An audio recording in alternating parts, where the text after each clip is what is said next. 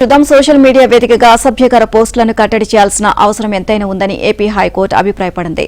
అసభ్యకర పోస్టులను నిరోధించుకుంటే భవిష్యత్తులో ప్రత్యర్థులపై ప్రతీకారం తీర్చుకునేందుకు సామాజిక మాధ్యమాలు ఓ సాధనంగా మారతాయని వ్యాఖ్యానించింది. సామాజిక మాధ్యమాల్లో పోస్టులు పెట్టే విషయంలో పిటిషనర్లు సజ్జల భార్గవ్ రెడ్డి తదితరులు హద్దులు దాటారు అనడంలో సందేహం లేదు అని స్పష్టం చేసింది. రాజకీయ పార్టీల మధ్య పోరుతో సోషల్ మీడియా ప్లాట్ఫామ్స్ ఆర్థికంగా లాభపడుతున్నాయని గుర్తు చేసింది.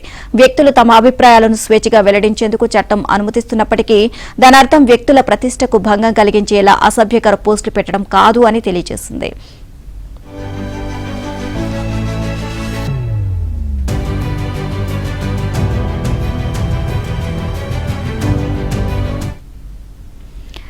డీప్ ఫేక్ ఫోటోలపై కూడా పోలీసులు దృష్టి పెట్టాల్సిన అవసరం ఉంది అని, అసలు ఫోటో ఏదో నకిలీదేదో గుర్తించలేకున్నాము అని హైకోర్టు పేర్కొంది. అసభ్యకర పోస్టుల నిరోధానికి ఏం చర్యలు తీసుకున్నారు? అనుచిత అసభ్యకర పోస్టులకు అడ్డుకట్ట వేసే విషయంలో సోషల్ మీడియా ప్లాట్ఫామ్స్ ఏమైనా సూచనలు చేశారా అని కోర్టు ప్రశ్నించింది. తదితర వివరాలను తదుపరి విచారణలో తమ ముందుంచాలని ప్రాసిక్యూషన్ను ఆదేశించింది.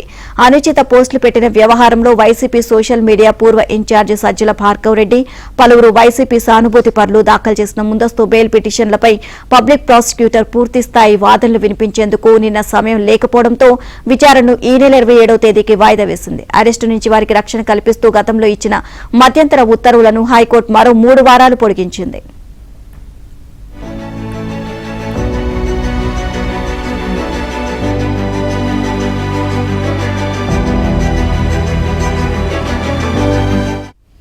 ముఖ్యమంత్రి చంద్రబాబు, ఉప ముఖ్యమంత్రి పవన్ కళ్యాణ్ తో సహా పలువురు మంత్రులు, వారి కుటుంబ సభ్యులపై సామాజిక మాధ్యమాల్లో అసభ్యకర అనుచిత పోస్టులు పెట్టేలా వైసీపీ కార్యకర్తలను, సానుభూతి పరులను ప్రోత్సహించారు అనే ఆరోపణలతో ఏపీలోని వివిధ పోలీస్ స్టేషన్లో నమోదైన కేసులో తనకు ముందస్తు బెయిల్ మంజూరు చేయాలని కోరుతూ వైసీపీ సోషల్ మీడియా పూర్వ ఇన్ఛార్జ్ సజ్జల భార్గవ్ రెడ్డి హైకోర్టును ఆశ్రయించారు.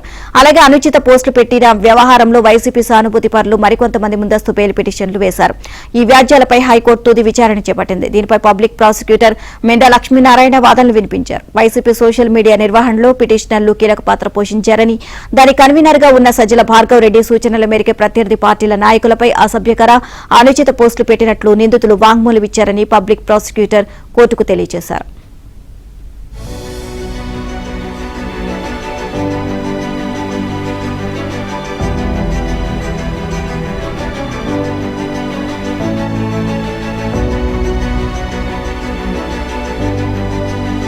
తాడేపల్లిలో వైసీపీ సోషల్ మీడియా కార్యాలయంలో 400 మంది పనిచేశారని, ప్రత్యర్థి రాజకీయ పార్టీల ముఖ్య నాయకులు, వారి కుటుంబ సభ్యులపై అసభ్యకర మెసేజ్లు, మార్ఫింగ్ ఫోటోలు సృష్టించి వాటిని జిల్లా స్థాయి సోషల్ మీడియా కన్వీనర్లు, కో కన్వీనర్లకు పంపించివేరని పబ్లిక్ ప్రాసిక్యూటర్ కోర్టుకు తెలియజేశారు. సమాజంలోని ప్రతి వ్యక్తి, వర్గం ఈ అసభ్యకర పోస్టుల బాధితులేనని అన్నారు. ఈ నేపథ్యంలో పిటిషనర్ల చర్య వ్యవస్థీకృత నేరం నిర్వచనం పరిధిలోకి వస్తోంది అని, ప్రజాస్వామ్య దేశంలో ఇలాంటి చర్యలను అనుమతించడానికి వీల్లేదు అని అన్నారు. కేసు దర్యాప్తు ప్రాథమిక దశలో ఉంది అని, విచారణకు హాజరు కావాలని పోలీసులు నోటీసులు ఇచ్చినప్పటికీ పిటిషనర్లు దర్యాప్తునకు సహకరించడం లేదని కోర్టుకు వివరించారు.